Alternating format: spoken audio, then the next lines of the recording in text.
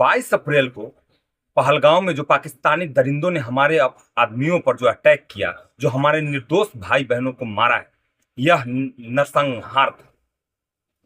यह पूरे देश को झकझोर के रख दिया है, क्योंकि हमारे निर्दोष भाई बहन घूमने गए थे, अपनी छुट्टियां मनाने गए थे, लेकिन उन पर जो कायराना हरकत की गई वह दरिंदगी माफी लायक नहीं। जब से प्रधानमंत्री नरेंद्र मोदी जी ने बिहार की धरती से कहा है कि उन दरिंदों को चुन चुन कर मारेंगे और उनकी धरती के अंतिम छोर तक नहीं छोड़। मैं बहुत स्पष्ट शब्दों में कहना चाहता हूं,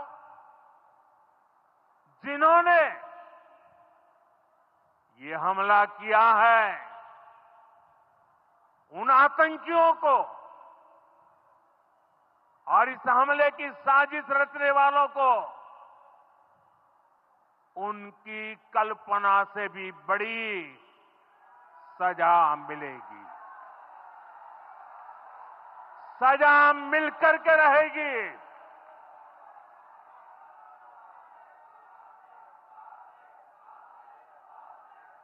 अब आतंकियों की बची खुची जमीन को भी मिट्टी में मिलाने का समय आ गया है।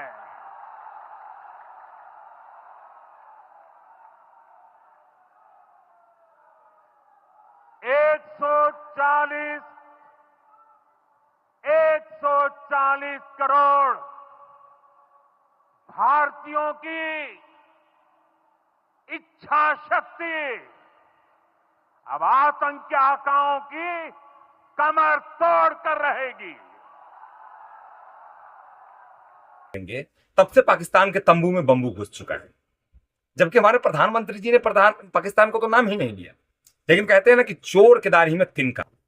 तो पाकिस्तान के बंबू में तंबू तभी से घुस चुकी, क्योंकि दिल्ली में जो दो भाई बैठे हैं, मोटा भाई और नरेंद्र मोदी, ये पाकिस्तान पहले भी जान चुका है और पहले भी देख चुका है कि ये क्या कर सकता है। इस बार नरेंद्र मोदी ने यह बिहार के धरती से ऐलान किया कि जहां भी होगा आतंकी उसे छोड़ा नहीं जाए। लेकिन ये मूर्खिस्तान वाले जो है, ये पाकिस्तान वाले, ये समझने को तैयार नहीं। इनके प्रधानमंत्री, इनके विदेश मंत्री, इनके रक्षा मंत्री कहते हैं कि हम बम छोड़ देंगे। अरे भैया, बम छोड़ने के लिए आपके बम में उतनी ताकत होनी चाहिए। जो इंसान फटे हुए चड्डी को भी सिलता है, फिर वो फट जाता है और फिर उसको सिल के पहनता है, वो इंसान अगर कहे कि हम बम छोड़ देंगे भारत पर, अरे यार, इतनी भी मतलब मूर्खतापूर्ण बात ना करो यार। ये लोग समझने को तैयार ही नहीं है। भारत ने तो पहले ही अटैक कर दिया, सिंधु जल संधि को पहले ही समाप्त कर दिया। अब पाकिस्तान को पानी पीने के लिए नहीं है, और धोने की बात तो छोड़ देंगे। पिछवाड़ा कहां से धोएंगे ये सोचना पड़ रहा है पाकिस्तान को। पाकिस्तान के जितने भी भारत में रह रहे हैं, जितने भी लोग भारत में हैं थे, सबको भारत सरकार ने अल्टीमेटम दिया कि बेटा निकलो यहां से, चलो रास्ता नापो, ये तुम्हारे बाप का घर नहीं है। सबको रास्ता नापा दिया है। अब भी पाकिस्तान के विदेश मंत्री, प्रधानमंत्री कहते हैं कि जल संधि को भारत समाप्त नहीं कर सकता है, हम इंटरनेशनल कोर्ट में जाएंगे, हम फलाने जगह जाएंगे। अरे भैया, तुम्हारे बाप का पानी है क्या? नहीं है तो तुम्हारे बाप का ही, लेकिन अब बाप ने बेटा को देने से मना कर दिया कि हम तुम्हें पानी नहीं देंगे। चलो अब क्या कर लो। और ये बार बार जो धमकी दे रहा है कि बम गिरा देंगे, भैया बम में इतनी दम है? नहीं है। पहले भी तुम देख चुके हो कि हम क्या कर सकते हैं। अब वक्त आ चुका है कि लोग कहते हैं कि पाकिस्तान दो टुकड़ा होगा। नहीं, मैं इसके विरोध में हूं। पाकिस्तान का दो टुकड़ा करना ही नहीं है। पाकिस्तान के होने चाहिए 4 टुकड़े। एक होगा पाकिस्तान जो अभी वर्तमान में है, एक होगा बलूचिस्तान, एक होगा सिंध प्रांत, और एक और होना चाहिए। ये 4 होना चाहिए। ये 4 से कम पर भैया अब बात बनने वाली नहीं। ये 4 होने चाहिए टुकड़े पाकिस्तान के। पाकिस्तान कहता है कि हम युद्ध कर लेंगे भारत से, भारत हम पर उलूल जुलूल। रोड मैप तैयार हो चुका है, आप लोग अब तेल लगा के रहे, क्योंकि आपके बंबू में अब डंडा जाने वाला है बहुत जल्द। तैयार रहे आप, दर्द थोड़ा कम होगा, क्योंकि हमारे प्रधानमंत्री जी ने जो कह दिया है वो कर देंगे। और हाँ, ये युद्ध की बात जो आप कर रहे हो, पाकिस्तान वाले जो युद्ध की बात कर रहे हैं कि हम युद्ध कर छेड़ देंगे, अरे भैया तुम भूल गए हो क्या 1947-48 में तुम्हें पीट पीट कर मारा था, जम्मू कश्मीर हमने लिया। हाँ, चाचा की कुछ गलती थी उस समय में, जो अभी तुम्हारे पास कश्मीर बचा हुआ। उसका 1965 में तुमने ऐसे ही कैराना हरकत की। शास्त्री जी ने पीट पीट कर मारा तुम्हें, तुम लोगों को मतलब बेपरमान मार मारा, वो भूल गए। 71 में तुमने फिर वही काम किया। क्या किया हमारे इंदिरा गांधी ने?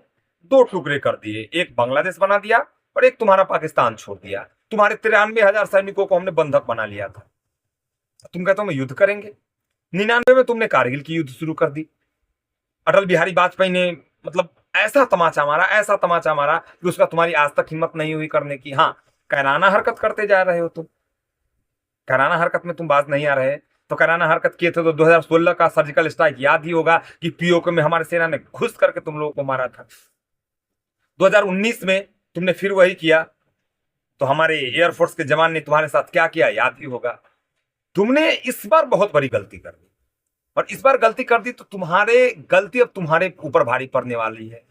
सिंधु जल समझौता हमने बंद कर दिया, पोस्टपोन्ड कर दिया। अब तुम्हारे पास पीने के लिए तो पानी बचा नहीं है, धुलोगे कहां से? अच्छा, तुम लोग धुलते भी तो नहीं हो ना, पोछ के काम चला लेते हो। चलो ये तो काम कर लोगे, लेकिन पानी पियोगे कैसे? कहां से पियोगे? चलो अभी वर्षा का मौसम है, चल जाएगा, थोड़े दिन चल जाएगा घिस तिर के। भैया जी 1 महीने के बाद क्या करोगे? इस बार हमारी सरकार ने सोच लिया है कि तुम्हारे साथ क्या कर दें। और ये जो पाकिस्तान के प्रधानमंत्री जो कह रहे हैं कि हम ऐसा कर देंगे वैसा कर देंगे, यार तुम बताओ एक चीज, कि तुम्हारे देश का ऐसा कोई प्रधानमंत्री है जो आज तक जेल न गया हो या देश छोड़ के भागा ना हो? अगर कोई है तो नाम बताना, याद दिलाना। मुझे तो आज तक याद नहीं है कि तुम्हारे ऐसे कोई प्रधानमंत्री जो जेल में ना हो या फिर देश छोड़ के ना भागा हो। तुम्हें क्या लगता है कि तुम वहां के सिरसा बन के आए हो कि तुम रह जाओगे? इस बार तुम्हारा देश भी टूटेगा और तुम तो टूटोगे तो टूटोगे हो। और हाँ, इस बार 4 टुकड़ा में देश बटेगा। बलूचिस्तान एक देश होगा, सिंध प्रांत एक देश होगा, एक और देश बनेगा उसमें से तोड़ करके। इस बार तुमने अति का अंत कर दिया। और हाँ, ये जो कहते हो कि हम दुनिया में बाहर से लड़ने के लिए तैयार हैं, कैपेबल हैं, एक बिहार में कहावत है कि झोरी में झांटना सराय में डेरा। तुम्हारे पास है लड़ने के लिए? कुछ है पैसे, कुछ है इन्वेस्टमेंट? तुम हमसे 10 दिन लड़ सकते हो? औकात है इतनी? 10 दिन की मैं बात बता रहा हूं, 10 दिन लड़ सकते हो? अरे ये बम गिराने की बात भैया अब मत करना, उसके लिए बम में दम चाहिए होता है, वो तुम्हारे पास नहीं है।